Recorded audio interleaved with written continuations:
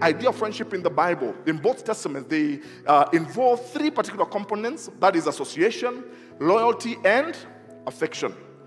Now, there are also three levels of meaning. Of meaning. That is where you can have friendship as an association only, where we talk about, this is my acquaintance, all right? So we are not necessarily intimate, we are not close, but this is an acquaintance of mine. So if we meet, we can actually talk about the weather, we can, but there is no real personal, we don't get too personal, all right? Friendship as association. Then the second level is friendship and association, where you talk about loyalty. And then finally is friendship, where you have, there's an association plus loyalty plus affection. Now, at the lowest level, a friend is simply an associate or just the other fellow, right? In Jesus' parable, for example, the vineyard owner addresses a laborer, and the host speaks to a wedding guest he does not know, according to Matthew chapter 22, using the term comrade, right? Or Jesus addresses Judas, interestingly, Jesus addresses Judas in this way in the garden. You remember the Garden of Gethsemane? So Jesus addresses, now remember, Judas had been with him for 3.5 years, but at this particular point, there's something that has been lost, because Judas has lost loyalty. He is no longer loyal to Jesus Christ. So you know what Jesus calls him? He says, friend. Now that word translated there as friend is just comrade. Do what you came for. Are you with me? Because something has been lost. Now, at a higher and a theological, more interesting level, the idea of friendship contains not only the component of association, but also that of loyalty.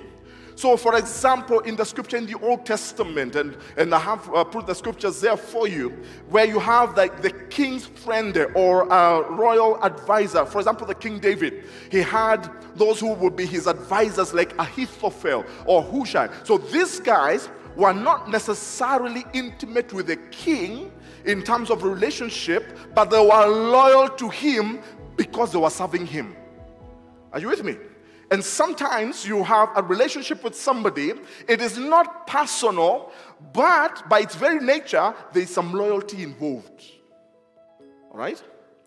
Or maybe Hiram of Tyre's friendship with David, where, for example, because David was a king at that particular time, so he will form certain alliances and relationships with other kings. And yes, it's not a very personal relationship, but there is like a treaty. There's a certain loyalty that will not cross certain boundaries. And I think those are usually, you'll find those kind of relationships in every one of us. Now, when the Jews accused Pilate of being not a friend, that he's not being a friend of Caesar. You remember during the trial of Jesus Christ? They accused Pilate that he's not being loyal to Caesar. In other words, you're not being a friend. You have lost your loyalty. Now, the highest level of friendship contains the components of association, loyalty, and affection. And that is why now we have this scripture that we just read, talking in Proverbs chapter 18, verse 24, talking about a friend who sticks closer than a brother.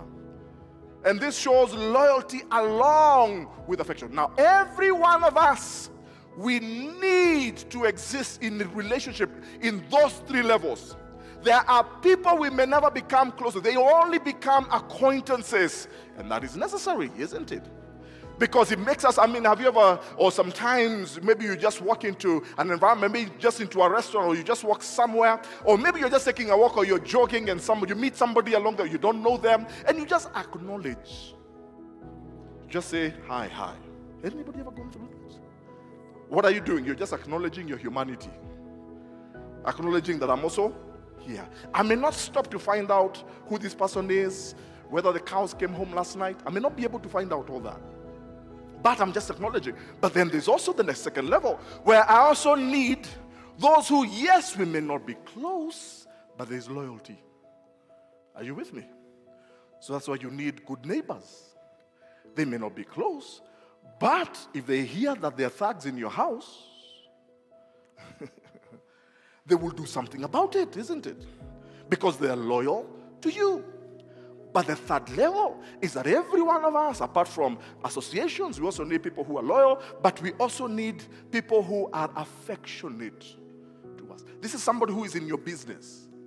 They know something about you. They know something about your personal life. They know something about your family. And that is what the Bible here in Proverbs chapter 18 is talking about. A friend who sticks closer than a brother.